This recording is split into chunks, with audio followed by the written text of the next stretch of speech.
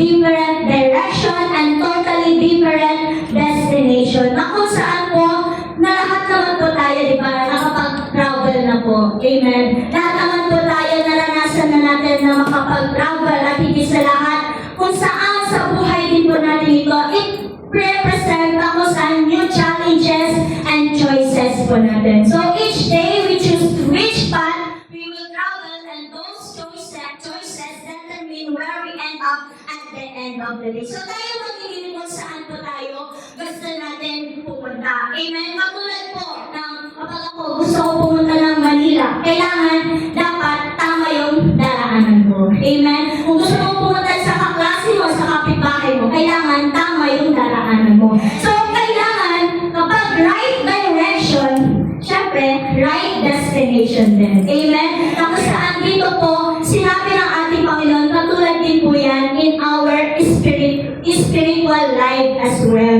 Na kung saan this is where we must make a distinction. So, if we are end up in a right destination, we must choose the right path.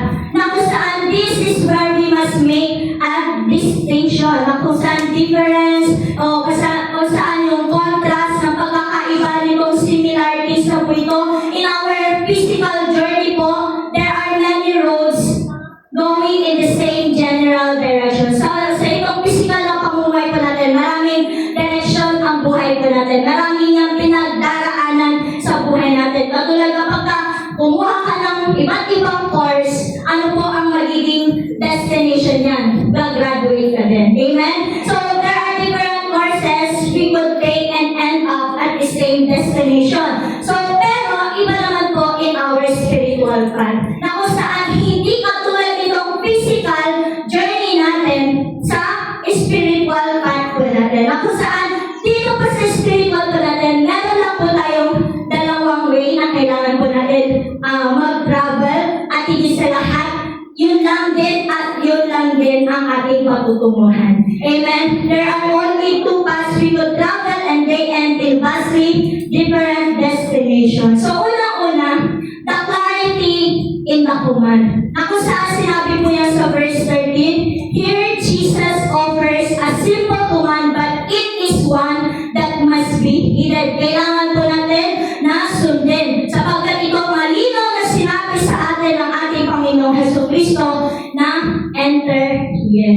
Yun po, pumasok po tayo. This is a simple and yet it is profound, malalim, na kung saan talagang kailangan po natin abutin po ito. Sapagkat kinuman ng Lord sa ating lahat, enter here, pumasok po tayo lahat. Sa lahat ng mga nakikinig ng mga anak ng Diyos, sabi ng Diyos, He commanded, enter here. This would have included the disciples who followed Jesus, but it wasn't reserved for them alone. So, sa mga disciple, yes, pwede po tayong pumasok sa pintuan na po ito. Pero hindi lamang sa kanila naka-reserve yung pintuan na yun. So, this command was given to all sa ating lahat. Ibinigay po yan ng ating Panginoong Jesucristo sapagkat ang Diyos nito, He spoke it 1,000 years ago and now, ito pa rin po yung sinasabi ng Panginoon sa bawat isa sa atin. Ang pinatuloy pa rin yan ngayon sa oras po. Ito sa buhay po natin ito. Kailangan natin pumasok sa makipot na pintuan. Sapagkat dito po tayo, kailangan natin maging responsible sa pagpasok po into a straight gate. Na kung saan po dito, yung straight gate na yun, kailangan po natin pasukin po yan na sinabi po dito yung makipot na pintuan na yun. Sapagkat ang Panginoon, He made the provision on the cross. So ang Panginoon, gumawa na siya ng pamamaraan, gumawa na siya ng way. He made a way on the cross of the Calvary na kung saan He redeemed us. Diba? Redemption para sa ating lahat at kailangan natin pumasok doon. Kaya mahalaga po itong salitang ito, enter here, tayo lahat ay pumasok sapagkat sinabi po doon sa salita ng Diyos. Diba?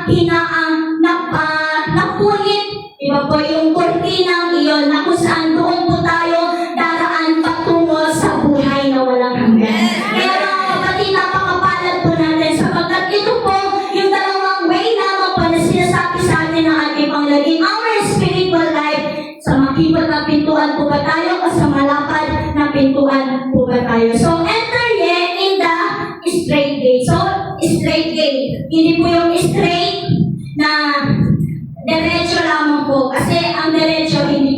repent. So itong straight na ito, the word straight in the text means narrow, difficult to be entered. So mahirap, masikip.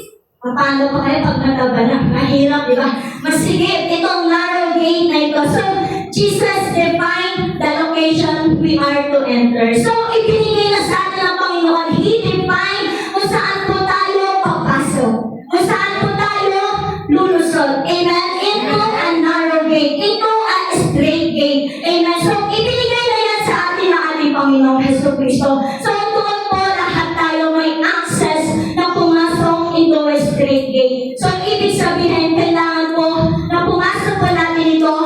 Kailangan meron po tayong this is only achieved through the righteousness of Jesus Christ being applied to one's account through salvation in Him. So kailangan po natin ng Diyos para po tayo ay makapasok sa makibot na pintuan at higit sa lahat itong narrow gate na ito, itong straight gate na ito na kung saan it will lead us into eternal life and it will lead us through access in our Christ Jesus. Kaya nga sinabi ng kanyang salita, Jesus is the door. Amen? Sinabi po yan sa John chapter 10, verse 9, at kung sino man ang papasok sa pintuan ay magkakaroon po ng buhay na walang hanggan. Kaya it is defined kung saan yung location na ibinigay sa atin ng ating Panginoong Jesucristo. So, strive to enter in at the straight gate, for many, I say unto you, will seek to in and shall not be able. Sabi po yan sa Lucas chapter 13, verse 24, sinabi po, pagsikapan ninyo pumasok sa makipot na pintuan.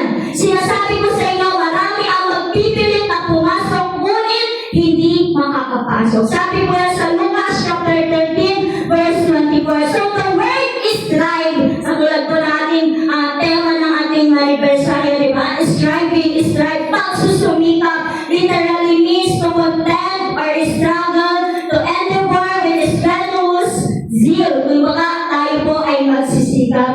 From the word strive, na kung saan nakuha po dito yung word na agonize.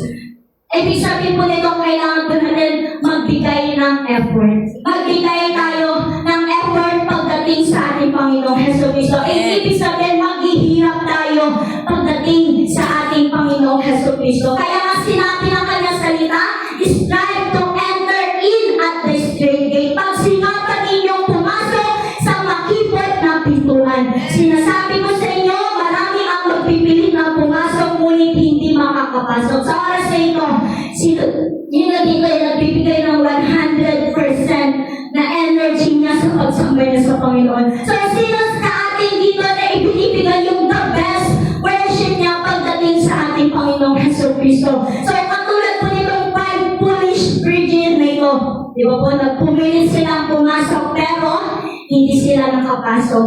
Doon po sa pintuan. Napagsarahan po sila ng pintuan. Unlike po doon sa 5 wise virgin na kung saan nandoon handa sila, nandoon ibinigay nila yung 100% nila pagdating sa ating Panginoon, kaya sila ay nakapasok sa buhay na walang hanggan. Kaya mga kapatid, dapat na makita po natin na sa buhay paglilingkod po natin, nandoon yung pagsisikap natin na pumasok sa makipot na pintuan na ito. Kasi sinabi ng Panginoon, marami ang gustong pumasok pero hindi sila makakapasok. So, ibig sabihin po, do not delay your decision to obey God.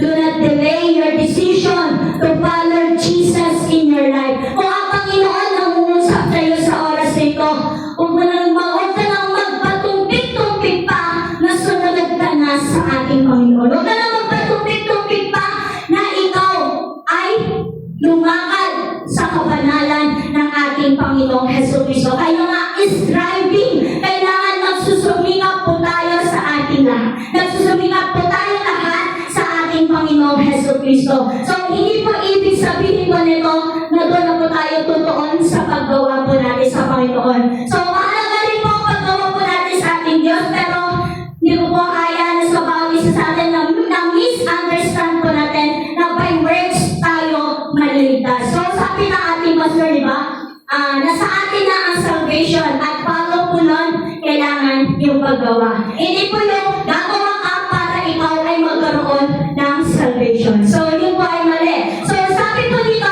kailangan po natin pagsikapan na tayo ay gumawa pagdating sa ating Panginoong Jesucristo dahil tayo ay naligtas na at higit sa lahat ang Diyos ito, He emphasized na kung saan magkaroon po tayo ng commitment sa Lord, magkaroon po tayo ng priority sa ating Panginoong Jesucristo. So, ang ating Panginoon, He is our priority sa buhay po natin ito. Kailangan natin pagsumikapan yan na habang ikaw nagtatrabaho, dapat priority mo pa rin ang Diyos ito. Na dapat na ikaw ay nag-aaral, dapat priority mo pa rin ang ating Panginoong Jesucristo. At higit sa lahat na kapag ikaw ay wala pagdating sa presensya ng ating Panginoon, dapat andun pa rin, committed pa rin yung buhay mo sa ating Panginoong Jesucristo. Na kahit sasabi mo na kanya salita, uminom man kayo o kumain, kailangan ginagawa po natin ito sa ikararangal ng ating Panginoong Jesucristo. So, sino po ba sa atin dito ang gumagawa ng mga bagay na yun?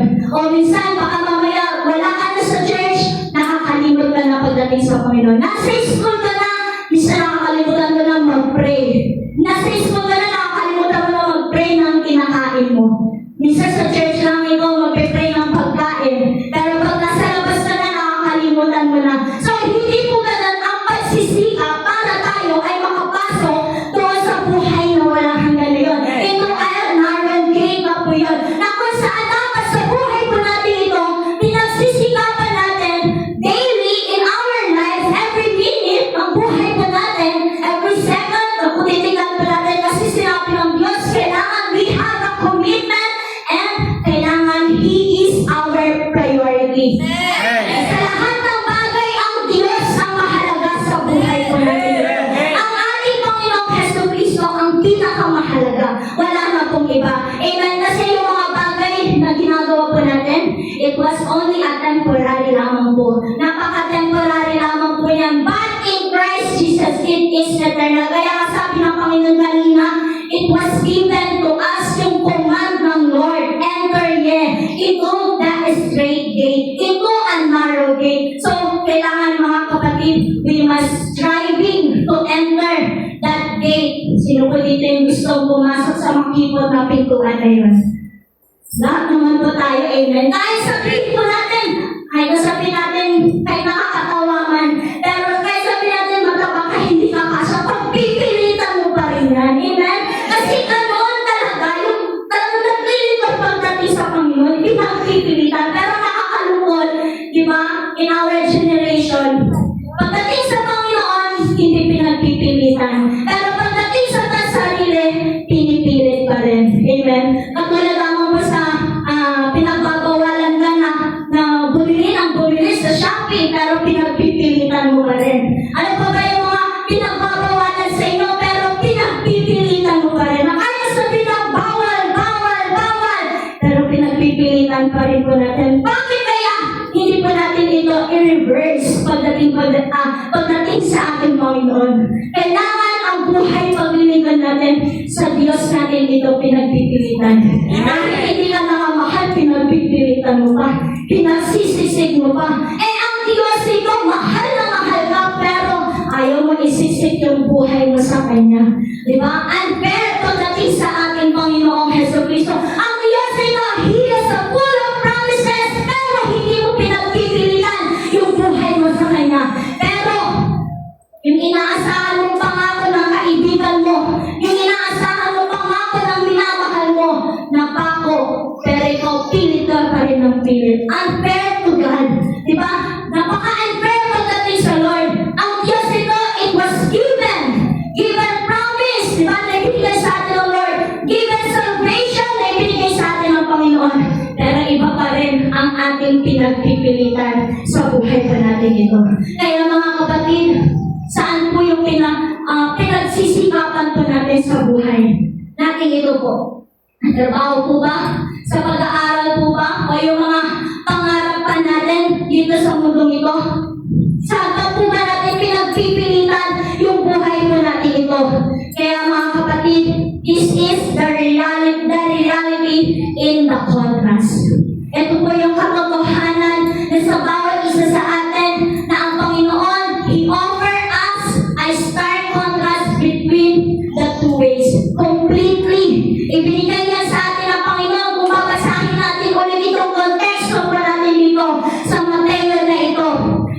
sabi mo dito, pumasok kayo sa makipot na pintuan, kapagkat maluwang ang pintuan at malapad ang daang patungo sa kapahamakan. At ito ang dinadaanan ng marami, ngunit makipot ang pintuan at magitit ang daang patungo sa buhay at kakaunti lang ang nakasumpong iyon. So, completely na ibinigay sa atin ng Panginoon na akala natin yung daang matuwid ay patungo sa pagiging hawa ng buhay po natin, pero hindi po natin nababatid ito po pala ay kapahamakan. Sinabi po yan ng Proverbs sa kawikaan po, na akala natin ang daan na matuwid ay tungo sa kaligtasan, ngunit sa kapahamakan pala. So, ang ating Panginoong Jesucristo, ibinigay niya sa atin completely at hindi sa lahat ang Diyos Christ niya na ipapatid sa atin. This is the Broadway, na kung saan, diba sabi ko, kailangan natin, we must strive to a straight gate, but Jesus also speak of a wide gate. Ito po yun, the Broadway. For wide is the gate, and broad is the way that lead to destruction, and many there be which go in their path. Marami pa rin ang pumupunta na kahit na alam po natin, it was the destruction, it will lead us doon sa kapahamakan po natin, pero marami pa rin ang dumadaan dito sa Broadway na ito. So this is a gate without restriction or limitation, di ba? Hindi ka bawal dito sa Broadway na ito. Walang limit dito sa Broadway na ito. Sino gusto dito sa Broadway? Wala po. Sino gusto? Sabi dito, this gate is without restriction. Di ka na pagbabawalan dito. This gate without limitation. Wala nang limit. Kahit mag-cellphone ka hanggang hating gabi, hanggang alas 5 ng umaga. Walang limitation. Pwede. So, sino gusto dito sa Broadway? Wala pa rin. Wala pa rin. Nakaya sabihin ito, kahit kung babae ka na magbabae dito, pwede. No limitation. Sino gusto sa Broadway? Wala pa rin. Kahit sabihin, offer ni Satan, maraming pera dito, yayaman ka, instantly mababayaran mo na yung utang mo, mababayaran mo na yung kapitbahay mo, payapa na ang isipan mo. So, sino dito sa Broadway? No limit no restriction, wala nang bawal. Hindi na bawal dito ang mag-boyfriend, hindi na bawal dito ang mag-girlfriend. Sino dito, mga kabataan ang gusto sa Broadway? Diba? Ayaw natin, kasi it was given sa atin ng Panginoon, kasi it will lead us into a destruction. Na kaya sabihin natin, wow, ang ganda ng offer. Walang limit, walang restriction, walang bawal dito, pwede lahat. Pwede gawin mo lahat. Pero, kapalit naman po nito ang ating kaluluwa. Kapalit naman po nito yung buhay po natin pagdating ng araw. Kaya nga, napakadali dito sa Broadway nito. Talagang all access, pwede yan. Kahit anong gawin mong kasamaan, pwede yan. Kasi you are in the Broadway. Kumbaga, kung walang grace ng Panginoon, baka nandito po tayo. Kung hindi tayo inabot ng Panginoon, baka nandito pa rin tayo sa Broadway nito. Ginagawa pa rin natin yung kasalanan. Ginagawa pa rin natin yung kasamaan sa mundo ito. Kung wala ang grace ng Panginoon, kung hindi ka kinahabagan ng Panginoon sa buhay mo, baka nandito pa rin po tayo lahat into a Broadway. Kaya napakapayat po natin dahil ang Diyos ito, He called us. Amen? Ang Diyos ang pumili sa atin, hindi tayo ang pumili sa ating Panginoong Jesucristo. Kaya salamat sa ating Diyos dahil tayo binuhusan niya ng habag at bigaya. Salamat sa ating Panginoong Jesucristo dahil nahabagan na po tayong lahat. Kaya nga mga kapatid, kahit anong gawin mo sa Broadway nito, pwede pa. Baka pwede pa kung magbago ang isip po ninyo. Fix na po tayo ng sa narrow way. Kaya mga kapatid, kailangan sa pamumuhay po natin makita na tayo ay nagsisikap patungo sa ating Panginoong Jesucristo. Dahil itong mundo po natin, it was a fallen nature na kung saan nandito talaga ang tukso, nandito talaga lahat yung mga alluring na mga bagay dito sa mundo ito. Pero kailangan natin ang Diyos nito. Meron na po ako narinig na isang preaching, sabi niya, kapag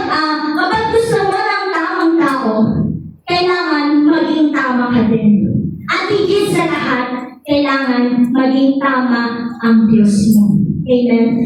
Kailangan, kung gusto mong pumili ng maganda sa buhay mo, kailangan tama rin yung pamumuhay mo at higit sa lahat, kailangan tama rin din yung Diyos na sinasamba mo.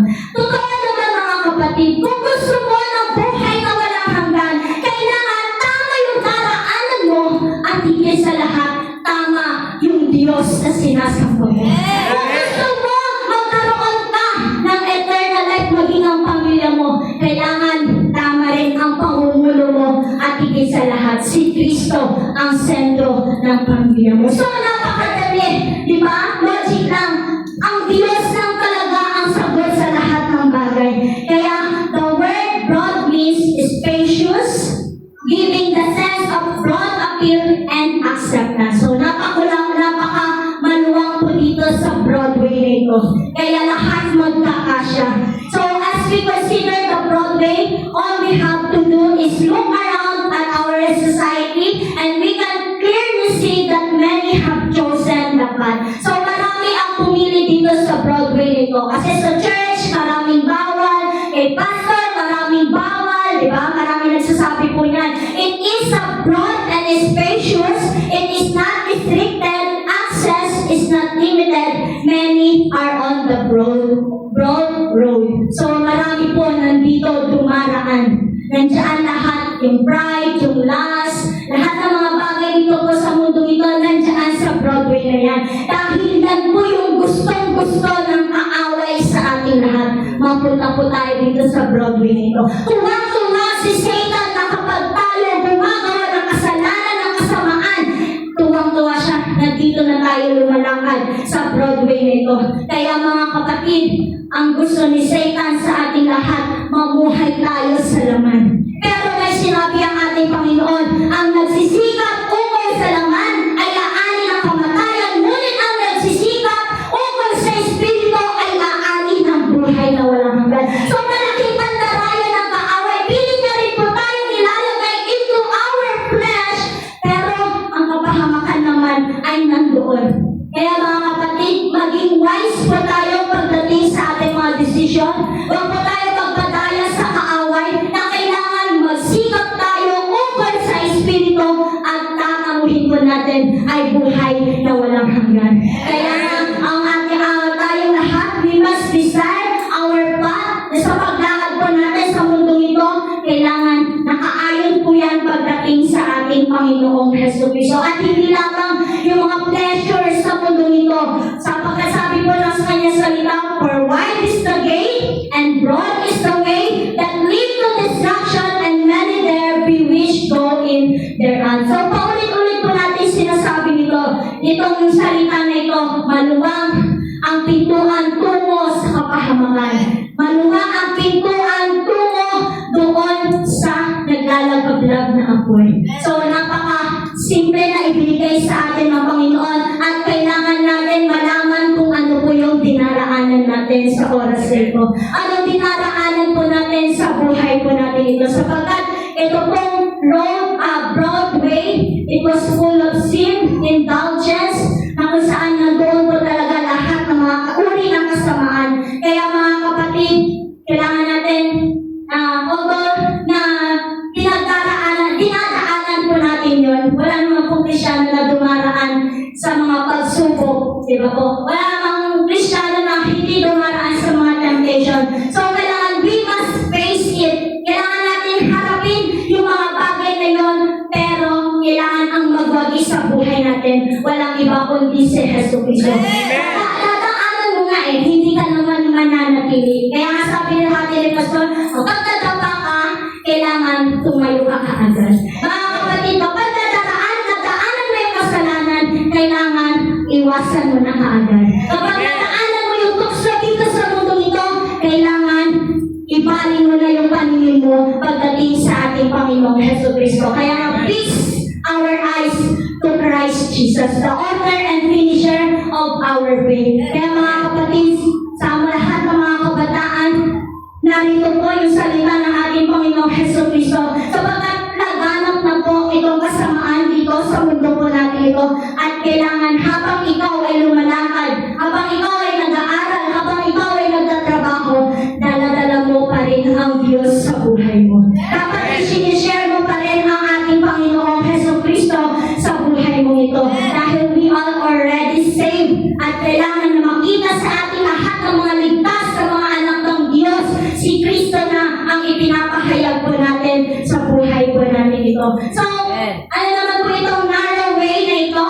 Because straight is the gate, and narrow is the way which leadeth unto life, and few there be that find it. So, ito po ay makipot na pintuan, pero kakaunti ang mga dumaraan. So, we consider it na narrow gate po, narrow way po natin, the struggles. Sino po dito yung mga struggles sa buhay? Minsan kasi pag may struggles tayo, sinusumpan na natin yung buhay natin. Kapag may problema tayo, minsan sinusumpan na natin yung buhay po natin. Bakit kasi nangyari ito? Bakit sa akin ba ibinigay ng Diyos ito? Pero mga kapatid, mapalad tayo dahil the struggles, it is a part of narrow way.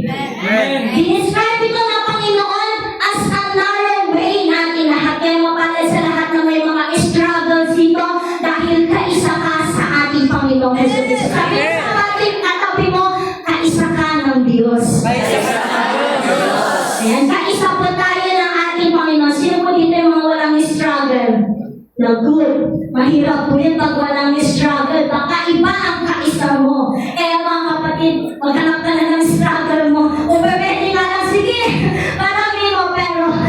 Pero ang Diyos nito, kailangan pa rin natin pagdaanan po ito. So, it is from a word that means to be hemmed in like a narrow mountain pass. Na kung saan kailangan surrounded, restricted, na kung saan dito po, making it difficult to move. Na kung saan, ibig sabihin po ng to be hemmed in, parang yung isang kotse na pagginaan po ng dalawang truck, hindi siya makaalis. So, yun ang gusto ng Panginoon sa ating lahat. Na tayo po ay hindi na makaalis pagdating sa ating Panginoon. Kaya nga, the struggles, it is a part of a narrow way po natin. Para ikaw, kapatid, hindi ka na lumayo sa Panginoon. Kasi alam mo, ang Diyos ito, He is the solution of our struggles. He is the solution of our problems. Pero mga kapatid, pag tayo may problema, sabi nga doon, lumalayo pa rin tayo sa Panginoon. Hinahanap natin yung kasagutan sa ibang bagay. Hinahanap natin yung kasagutan sa kumare natin, sa kumpare natin, sa kaibigan natin. Pero sabi ng Panginoon, the struggle, it is a from a word that means to be hemmed in. Yung ayaw ka lang maalis sa Panginoon sa piling niya. Ayaw na ng Panginoon na maalis ka sa presensya niya dahil alam natin, Jesus is the only way.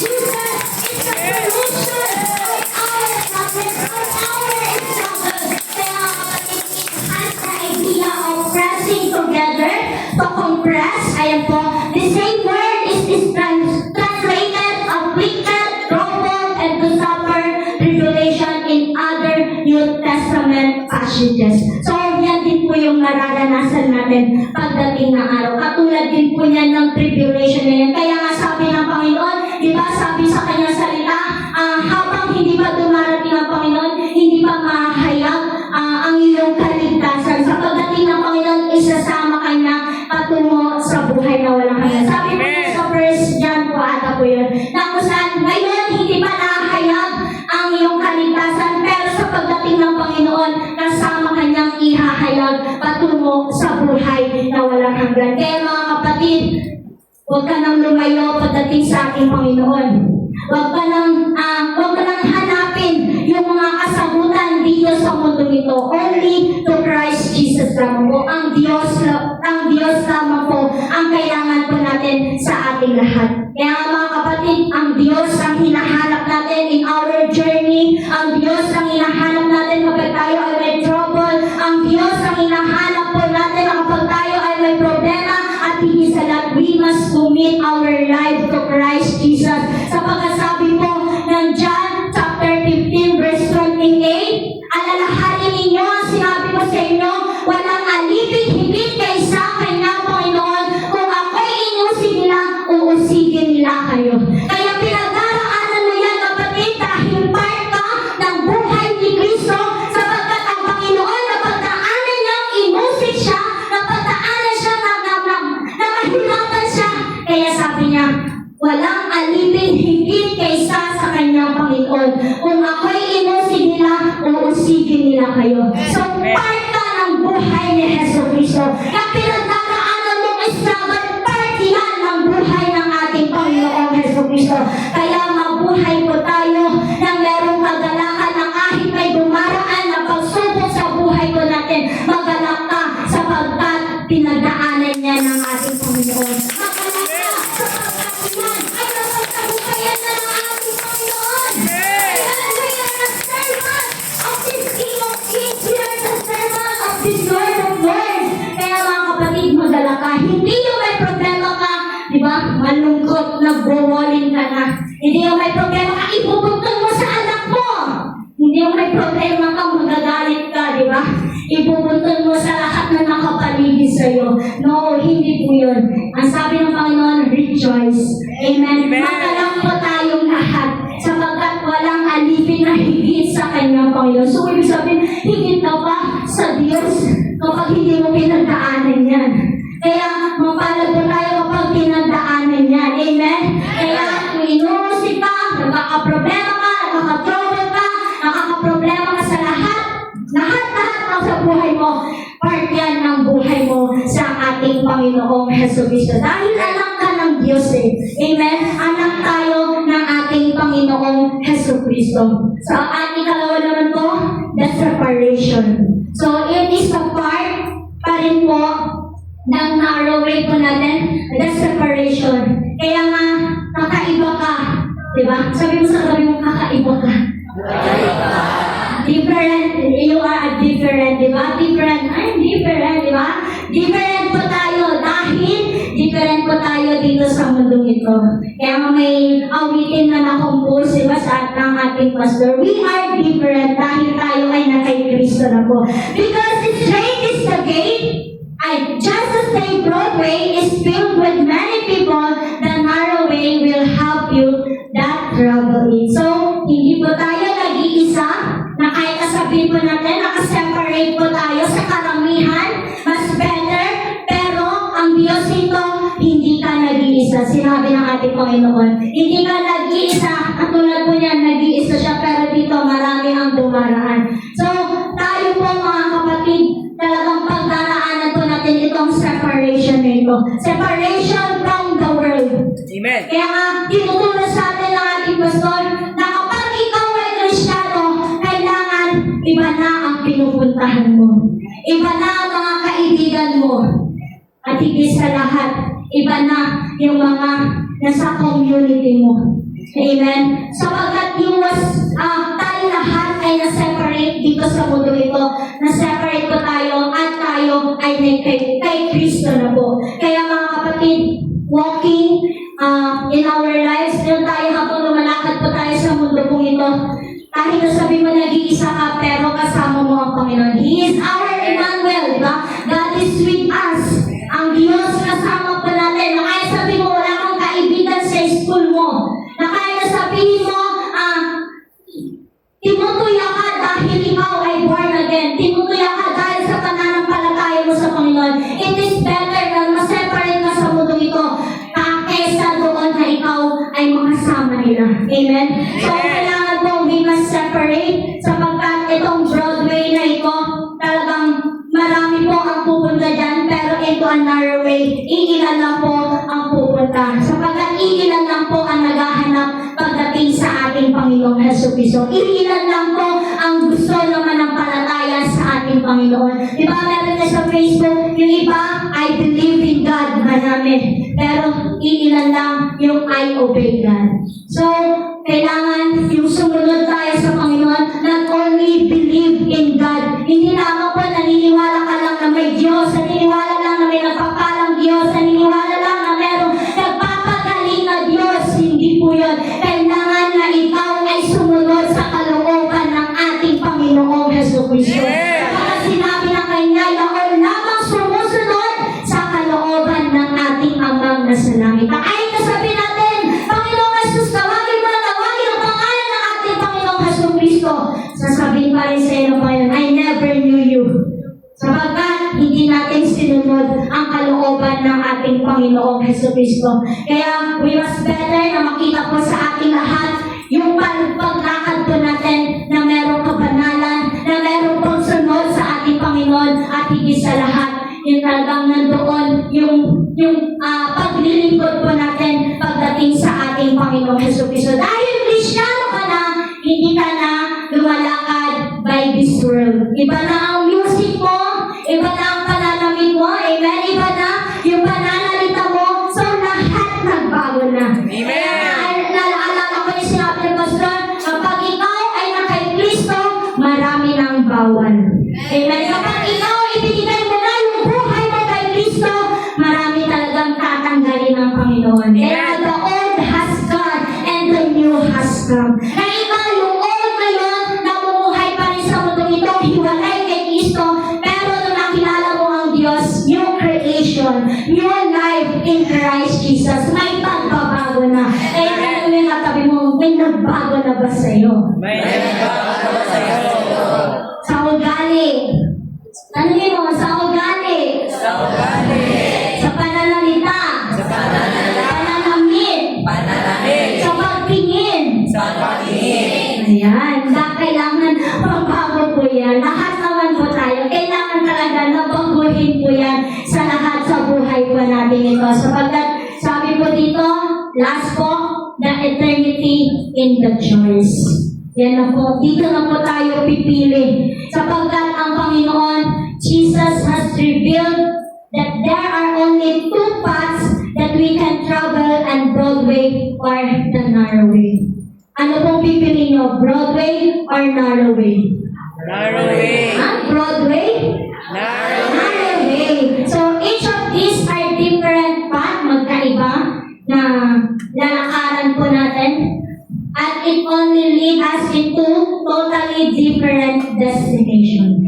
Ito, Broadway, di ba? Destruction, pero into a narrow way, eternal life. So, the significance is the length of time that will follow the final destination. So, ito, sa pamumuhay po natin sa mundo nito, kung ano daw po yung nilalakaran natin, it is our final destination. Kung ano yung pinamumuhay po natin ngayon pa lamang, it is our final destination. Kaya huwag ka magtaka pagdating ng araw, nandun ka sa kapahamakan, tignan mo munang mabuti kung ano yung ginawa mo habang ikaw ay nabubuhay. Kaya huwag ka magtaka na kapag ikaw ay napahamak pagdating ng araw, huwag mo rin sisisihin yung mga nakapaligid sa'yo. Baka minsan tayo rin po yung mga nagkakamali. Tayo rin po yung namimili kung saan po tayo lumalakad. So the path we choose in this life will determine where we spend eternity. So kung ano daw po yung pipiliin po natin sa buhay po natin ito, napakadali na sabihin, I choose narrow way. Napakadali sabihin, I choose in that straight gate. Napakadali. Pero alam niyo po, makipot po yun. So maraming struggle ang pagdaraanan doon. So marami kang pagdaraanan, marami kang kakaharapin sa buhay mo. Hindi madali itong narrow way na ito. Hindi madali ito. Kaya nga sabi niya, grow now, glory later. Maghirap ka na dito sa mundo ito. Maghirap ka na, nakasama si Jesucristo, pero pagdating ng araw, kasama ka naman niya sa kanyang kaluwalhatian. Pero kung ikaw ay nagpakasasa dito sa mundo ito, tinalikuran mo yung mga pahayag ng Panginoon sa buhay mo, makikita po natin our destination into the fire. Di ba? Lake of fire na kung saan tinatawag po natin impyerno. So the path we choose in this life will determine where we spend eternity. So, the Broadway, again, the Broadway always leads to destruction. Paulit-ulit natin sinasabi, kung titingnan natin yung larawan na yan, Broadway, it will lead us into destruction. Pero kapatid, kung ano yung ginagawa mo sa oras na ito, kung ano pa rin yung ginagawa mo kahit walang nakakakita sa iyo, pero merong Diyos na nakakakita, nakakabatid ng isip mo at ng puso mo. Wala kang kawala sa Panginoon. Kaya, enter ye in at the straight gate, for wide is the gate and broad is the way that leadeth to destruction, and many there be which go in thereat. Kasama kaya tayo dito sa marami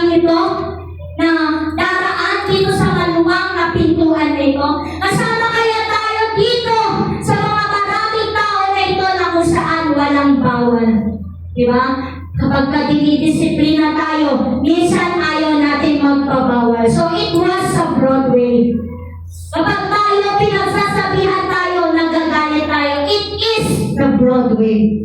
Na kapag tayo, meron sinasabi ang Panginoon, pero hindi mo sinusunod, it is the Broadway. So alam po natin kung ano yung mga Broadway na yan.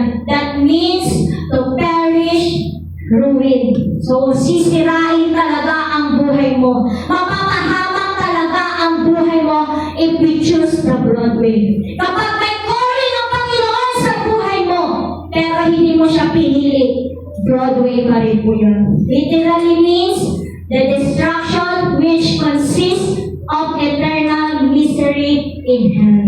So wala na po second chance kapag nandun na sa impyerno. Misery na kung saan talaga naganap doon yung hirap, andoon talaga yung sakit na mararamdaman mo if we choose the Broadway.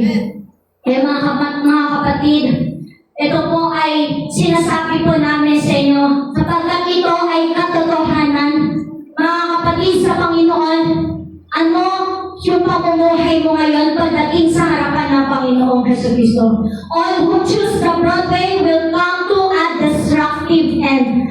Hirap na buhay. All who travel the path will be rejected of God at the great white throne judgment and be cast into eternal separation and misery in hell. Sabi po yan sa Pahayag chapter 20 verse 11 to 15. Sinabi po dito, pagkatapos nito'y nakita ko ang isang malaking trono puti at ang nakaupo doon. Naglaho ang lupa't langit sa kanyang harapan at hindi na nakita pang muli. Nakita ko nakatayo sa harap ng trono ang mga namatay, maging nakila at hamang at binuksan ang mga aklat. Binuksan ang isa pang aklat, ang aklat ng buhay. Inatulan ng mga patay ayon sa kanilang ginawa, batay sa nakasulat sa mga aklat. Iniluwa ng dagat ang mga patay na naroroon, iniluwa din ng kamatayan at daigdig ang mga patay na nasa kanila. Hinatulan na lahat ayon sa kanilang mga ginawa. Pagkatapos ay hinapon din sa lawa ng apoy ang kamatayan at ang daigdig ng mga patay. Ang lawa ng apoy ang pangalawang kamatayan. Ang sinumang hindi nakasulat ang pangalan sa aklat ng buhay ay itinapon sa lawa ng apoy. Kaya mga kapatid, kung hindi pa nakasulat ang pangalan mo sa aklat ng buhay, makikita po natin yung end ng buhay po natin. The end na talaga. The end na, wala nang second chance, wala na talagang tatawagin pa. Kaya habang ikaw ay nabubuhay ngayon, kaya sinabi lang kayo sa salita, habang ikaw ay may pandinig, makinig ka. Habang ikaw malinaw pa ang isipan mo, habang ikaw nakakaunawa ka pa ngayon, kailangan we must choose Christ Jesus in our life. Mga kapatid, nais ng Panginoon, dito po tayo dumaan into a narrow way.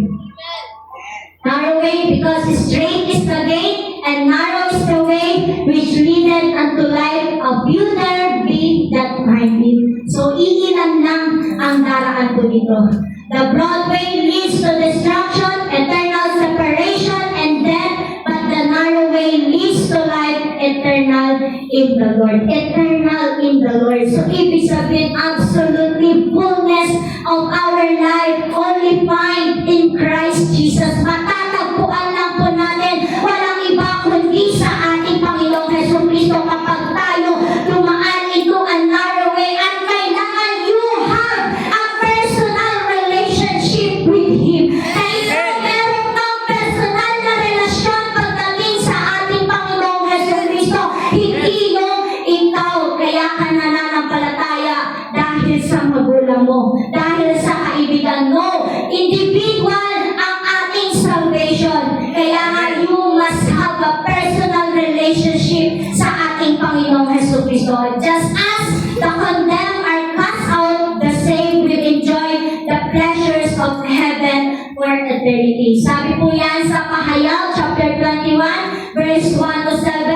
At nakita ko ang isang bagong langit at ang bagong lupa. Sapagkat ang unang langit at ang unang lupa ay lumipas na.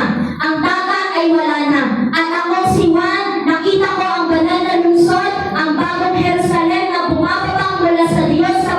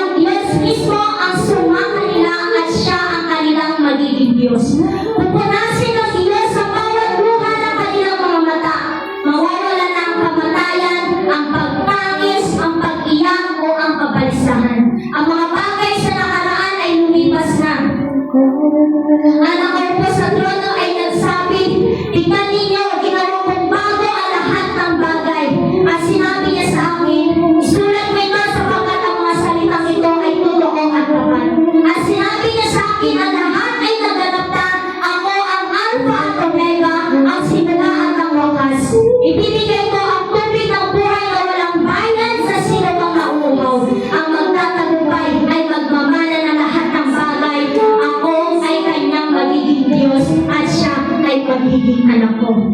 Napakagandang pangako ng Panginoon sa ating lahat.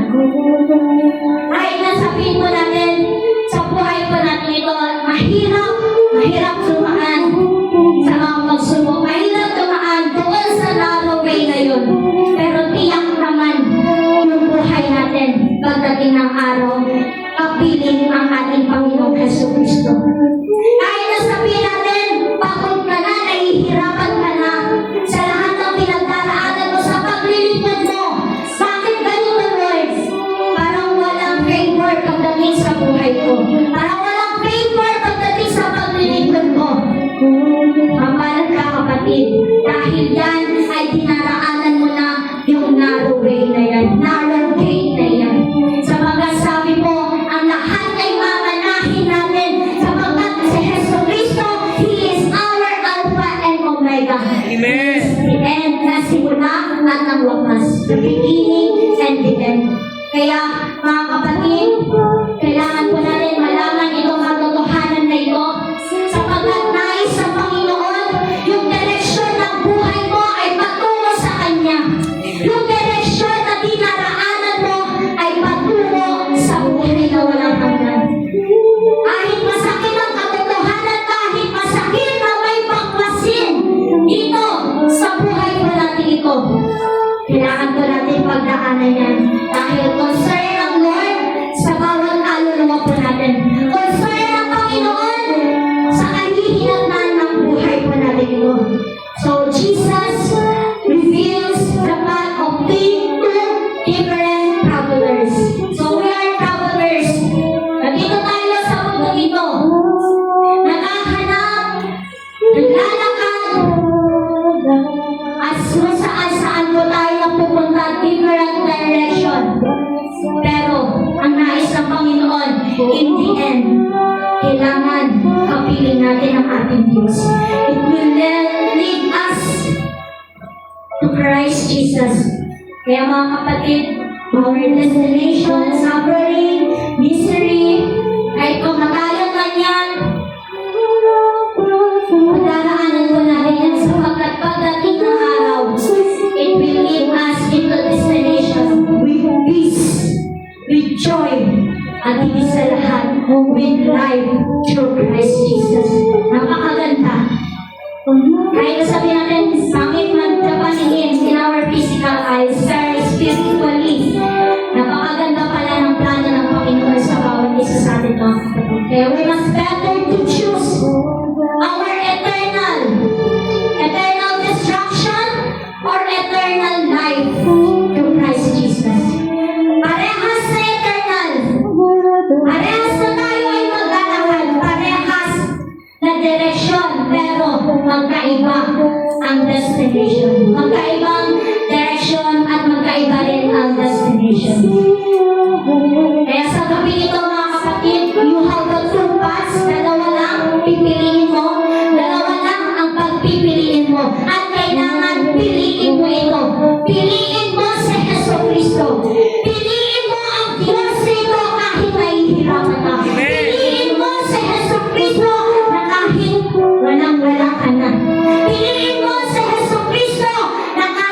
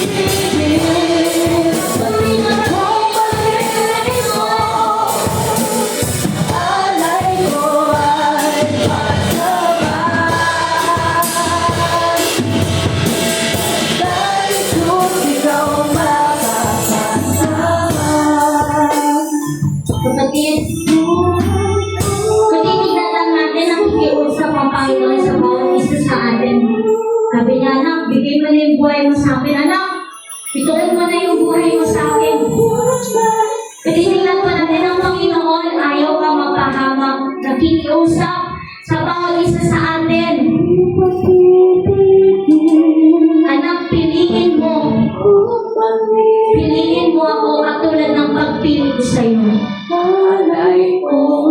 Sinasabi yan sa bawat isa sa atin ng Panginoon. Piliin mo ako katulad ng pagpili ko sa'yo.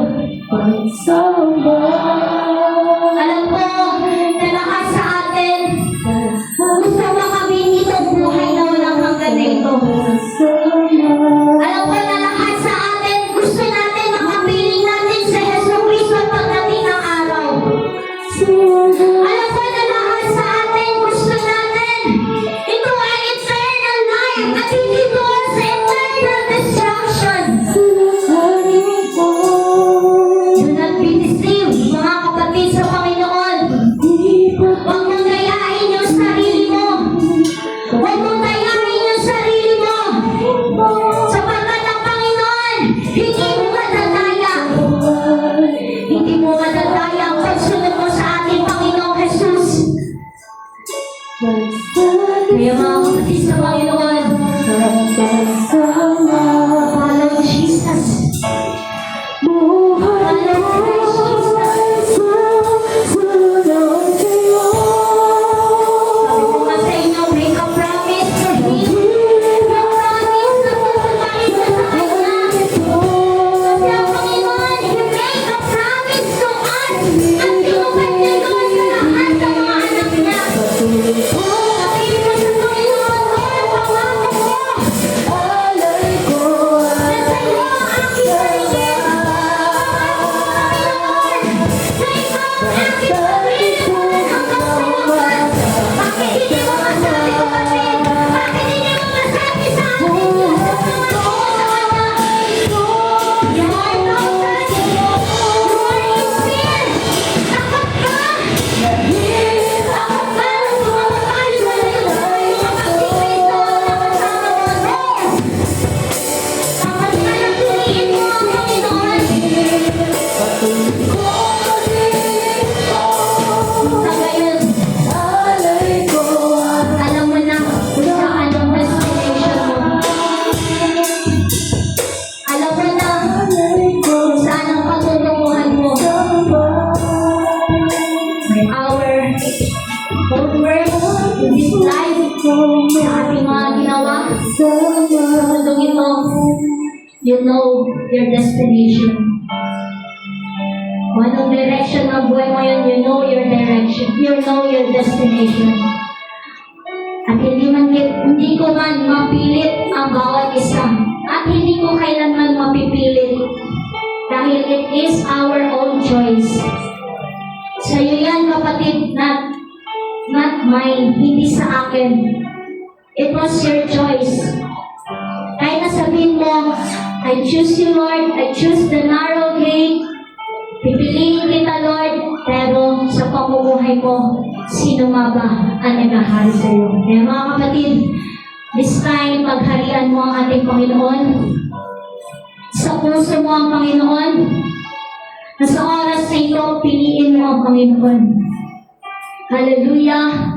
We praise you, Lord Jesus. Salamat, Panginoon, sa katotohanan na ibinigay mo sa aming lahat, O God. Dahil salamat, Panginoon, sa buhay na ibinigay mo, Panginoon, sa bawat isa sa amin, O God. Lord, we know the truth and the truth will set us free, O God. At sa lahat ng mga narito, Panginoon, ng mga anak mo, O God, Lord, na mayroong takot at hindi pa makapili kung ano ang pipiliin na nila, Panginoon. Lord, ikaw ang kumilos sa kanilang mga buhay. Buksan mo ang kanilang mga isipan. Buksan mo, Panginoon, ang kanilang kaunawaan pagdating sa mga bagay na sa iyo, Panginoon, sa mga bagay na mga pangako mo, Panginoon. Lord, sa iyo po namin pinagkakatiwala lahat, Panginoon, sa buhay namin, Lord, maging mga anak mo na narito, Panginoon. Lord, touch them, Panginoon Jesus. Ikaw ang maghari sa kanilang, Panginoon. At Lord, sabi mo nga, Panginoon, we cannot back you, O God. Di ka namin madadaya, Panginoon. At sa oras sa ito, Panginoong Jesus, Lord, tinatanggal namin anumang reservation na meron sa buhay namin ito, God. Lord, sa iyo po namin pinapatanggal, Panginoon,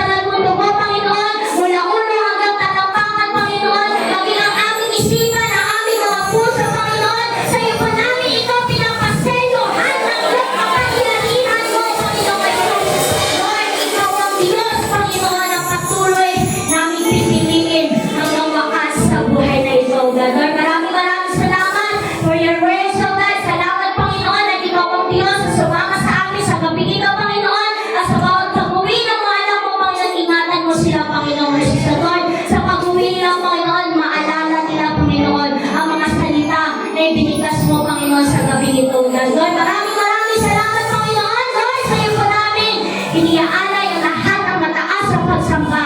In Jesus' name, amen. Maraming salamat at God bless po tayo.